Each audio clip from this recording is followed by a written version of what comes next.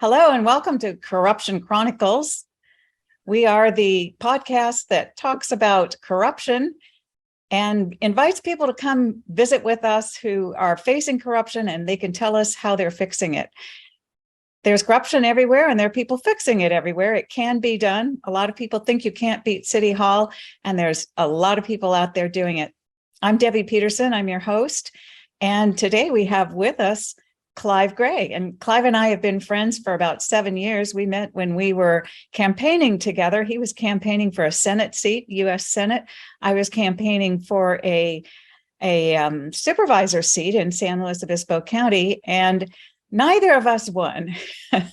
But one of the things that came out of it was, certainly for me, I got to know a lot more about the county, and that helped me connect a lot of the dots and understand a lot more about what was going on. And I also made a lot of very good friends doing it. And so it's never a loss, really. You gain a lot when you do it. And one of the benefits was meeting Clive. So I'm going to let Clive tell you about what he's doing now. He's got another very interesting project, and I'm going to let you take it away, Clive.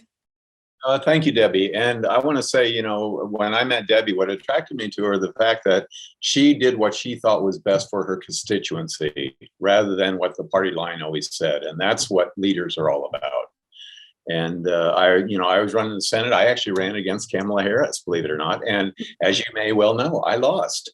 But like you, the thing I really did it for was to learn about the system and how it worked. If you're going to speak on a matter, you need to experience it, and that's my mindset. And that being said, like you, I'm involved in community matters, but I also am very concerned about our federal government. And I think that we can all agree that there are misbehavings or crooks on both sides of the aisle. It's no longer a Republican Democrat thing. It's we the people against the House and the Senate. And this latest project I'm doing is called We the People Term Limits. And we have a website called wethepeopletermlimits.com. Mm. And, I'd heard about term limits most of my life. And every once in a while, a congressperson will bring it up, and then you never hear about it again, because there's no way they're going to impose term limits on themselves. Just not going to happen. And if you try to do it legislatively, I mean, you get into the meat grinder of red tape and bureaucracy and fees and whatever. Can I interject for a second? I'm sorry, you're on a roll there, but hang on to that thought.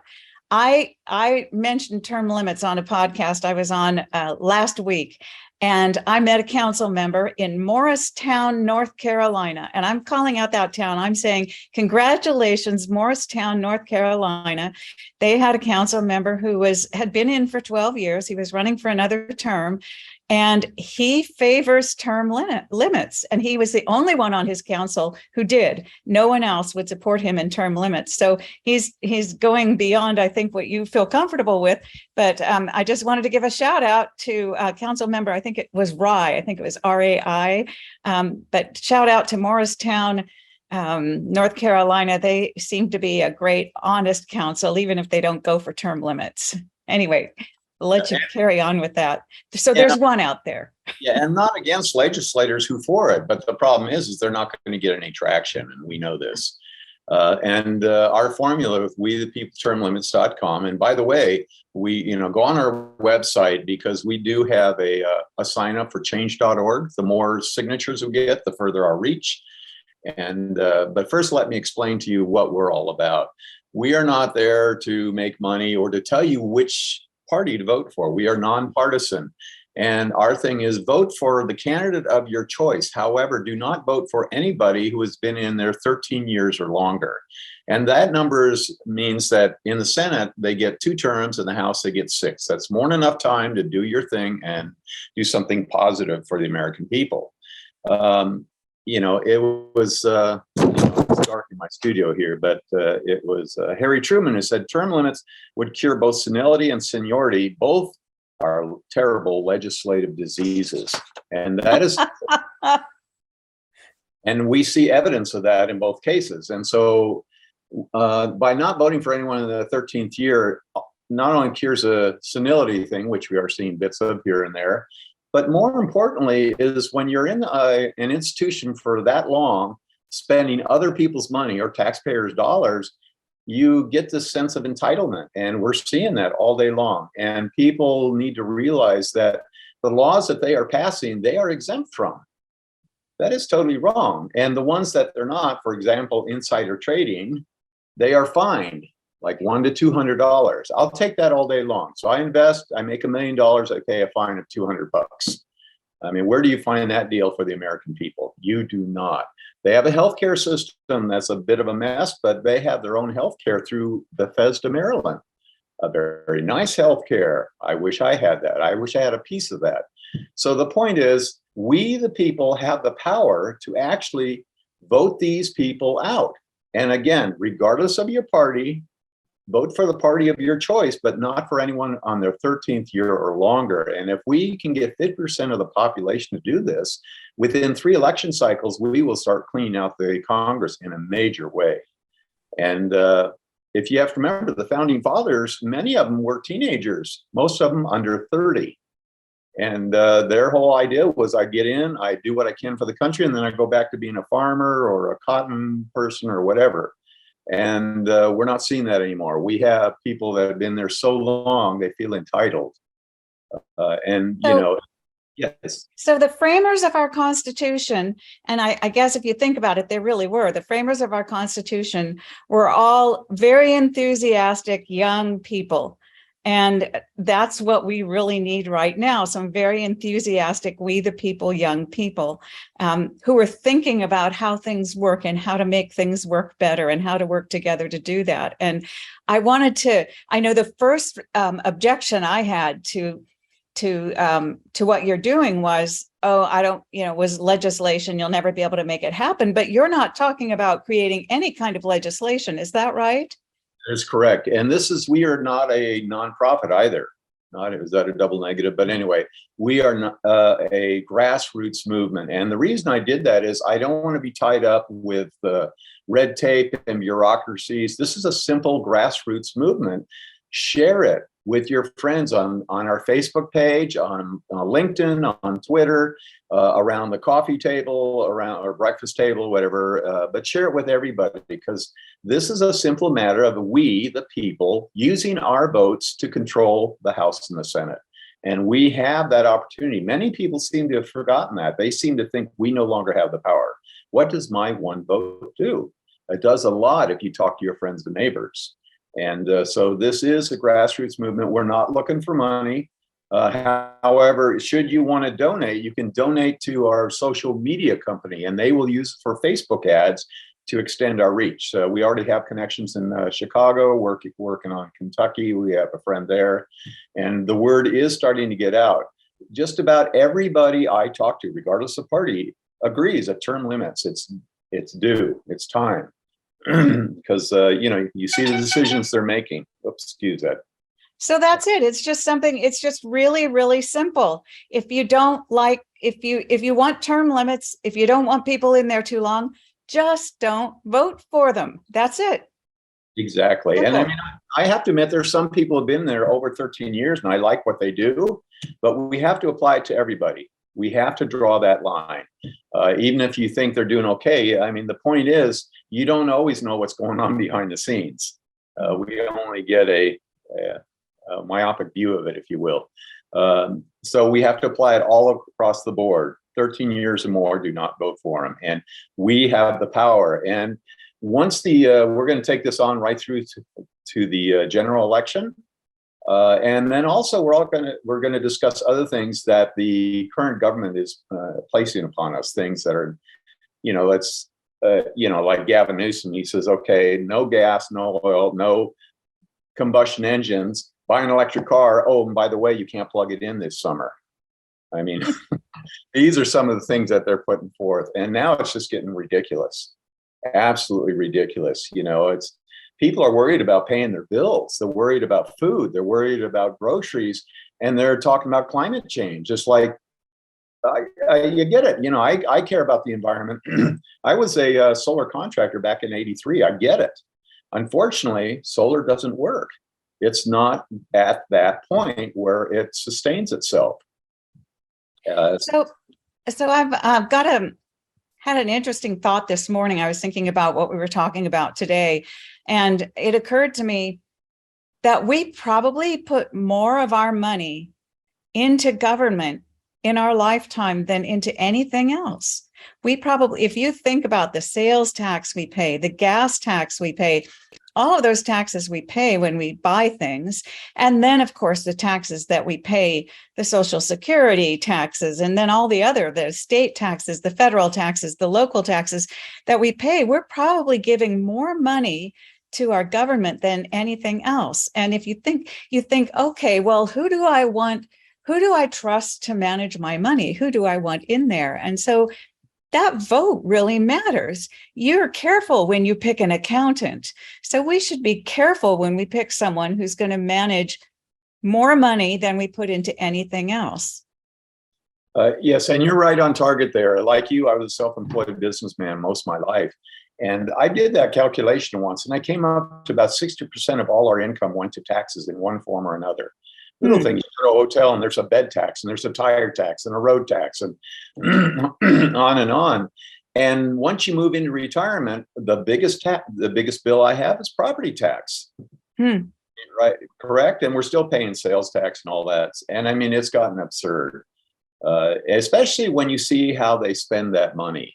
They're spending it on junkets and plane trips, and some they're finding money in freezers. I mean, come on, guys. So my point isn't so much, to rag on about how much, to complain about paying taxes. It's to say that let's get good people in there to manage the taxes that we're paying. And let's pay attention to that. And I say let's start at the local level, because when you start local, sometimes local people move up the line. And if you can trust them at the local level, you at least have a better chance of being able to trust them when they move up the line a bit. They'll be able to represent you because they've been where you are. And hopefully they'll manage your money in a way that helps you locally. Well, your book, The Happiest Corruption, actually details how they don't. And it's a microcosm of what's happening in the federal government. And the problem is when they've been there that long, they view it as their money. Yeah. And that's where the problem arises. And again, I'm not against paying taxes if they're well spent. We need roads. We need infrastructure. We need a government to keep us as a civil society. But these people are no longer civil. I mean, let's get real here. They're throwing money around like it's crazy. And we were just reviewing on the show about a senator, I believe, who was lamenting that his net worth had only doubled in 10 years from 23 to $46 million. And I'm like, excuse me, you are so out of touch with the public who would be happy to have $1 million.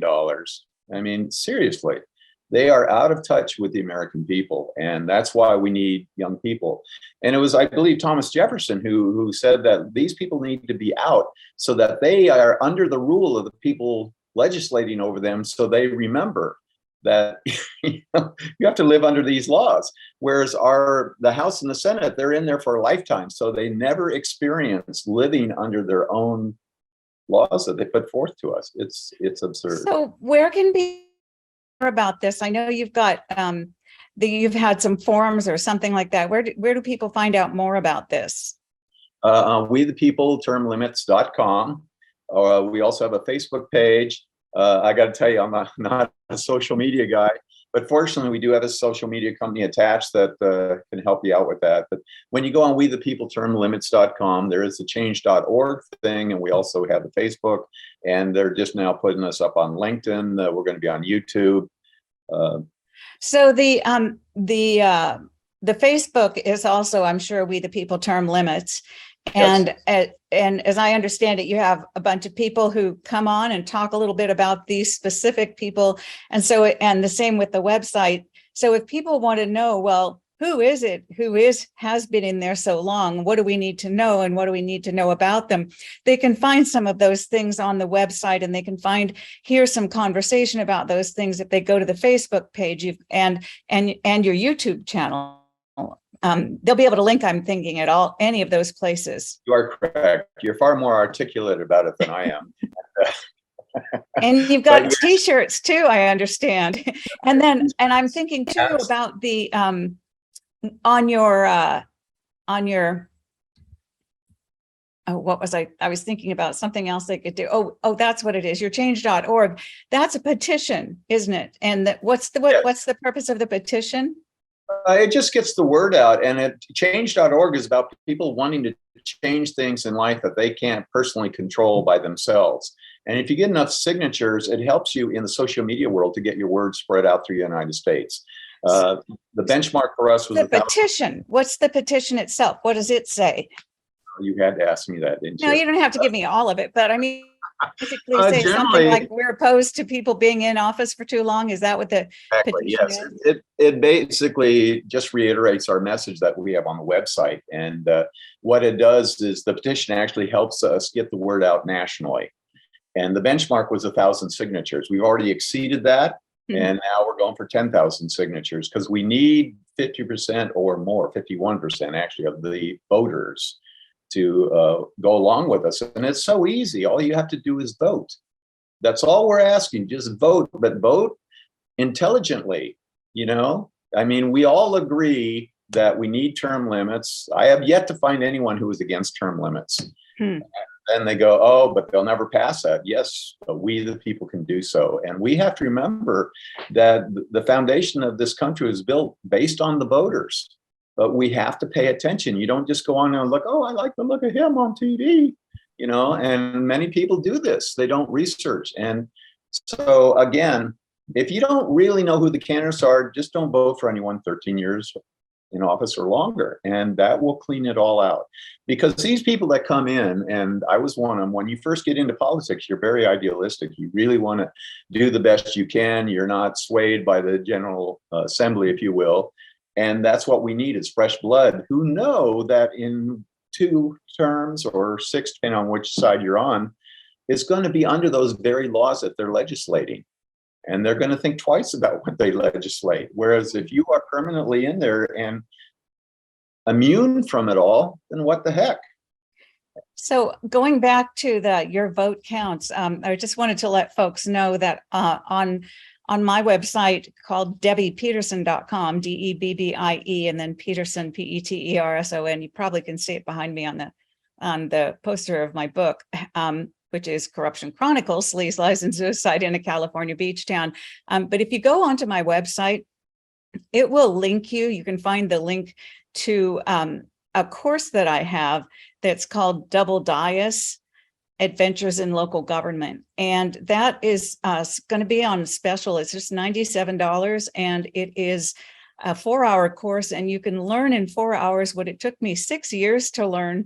And that was as an elected official. But the purpose of it is for folks to learn how to get involved in local government and how to do it effectively. And the thing that made me think about that, Clive, was the fact that you were saying, you know, we wanted 1,000, and I realized it's all about the numbers. It really is about the numbers. It's about the numbers of votes, and every one vote counts. Every one number on a petition counts. But it is about the numbers, and that's one of the things that you learn anytime you want to get something done. You have to get people to go along with you. Yes, exactly. And I learned that when I first moved up here. I've been relocated from the LA area.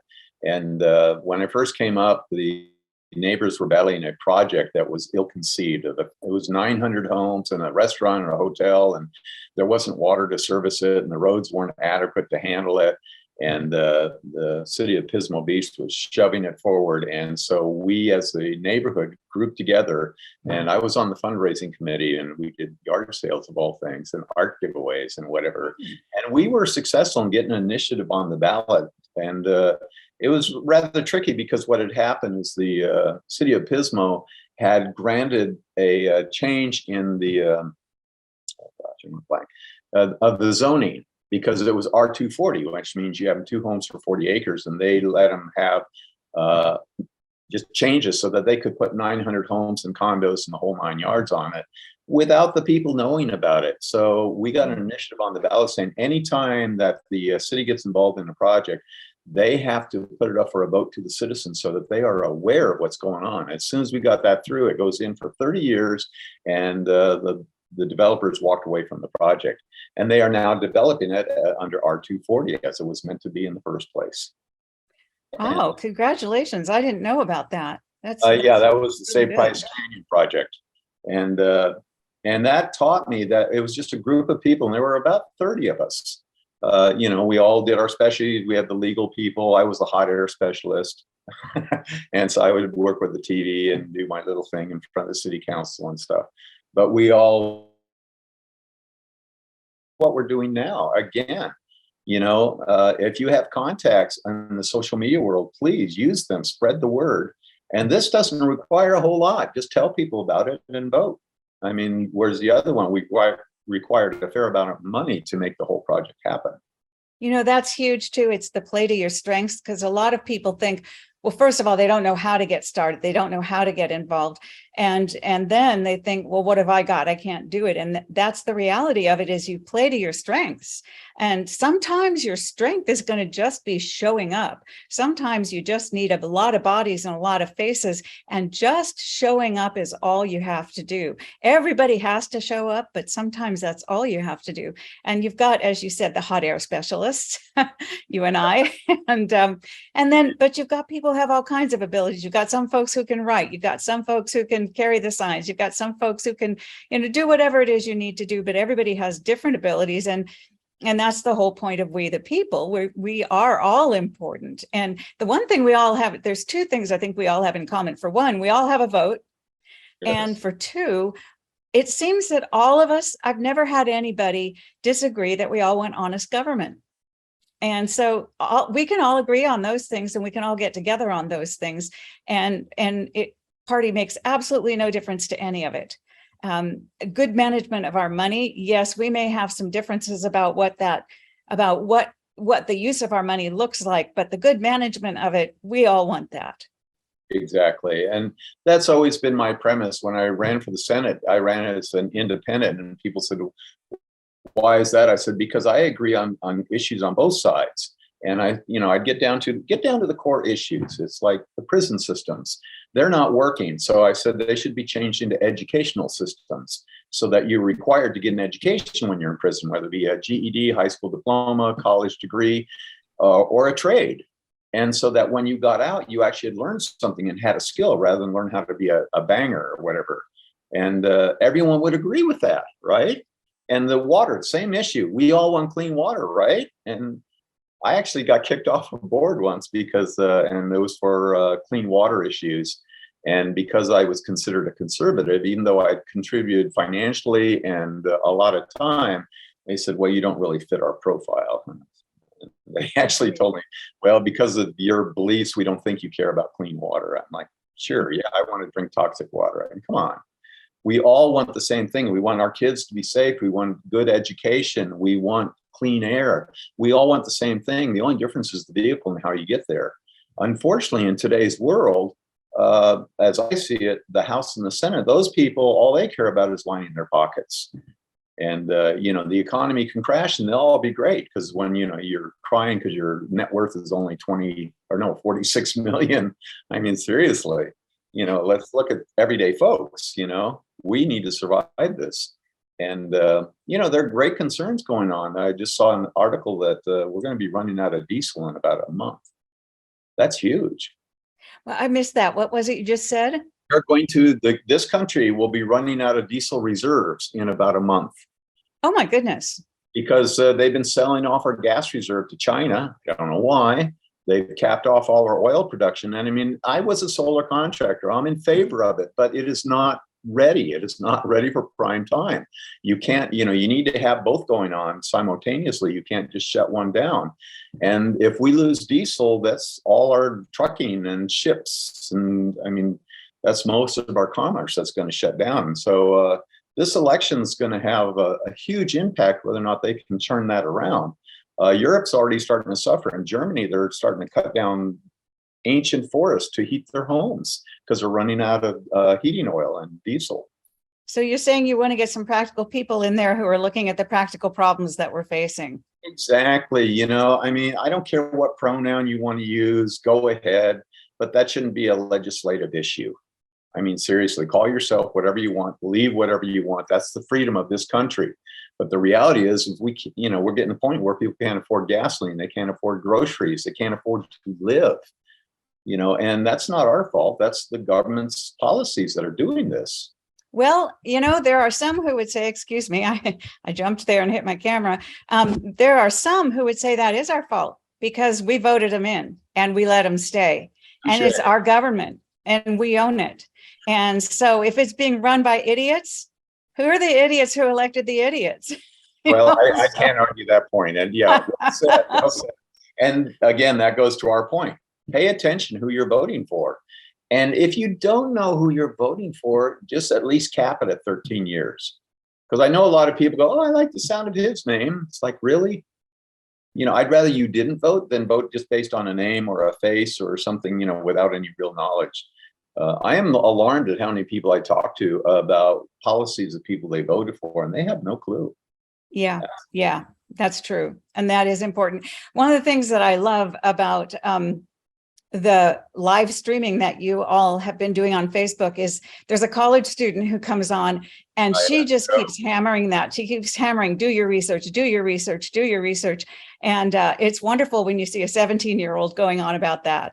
And I guess she probably can't vote yet. She can probably register to vote if she's almost 18. And that's a message I'd like to put out there too. I'd like folks to know when you're almost 18 and you'll be 18 in the general election, you can actually register to vote when you're 17. So get in there, register to vote, and pick some good folks that you want planning the world ahead of you, planning your life, your world, what's going to happen with all of your money.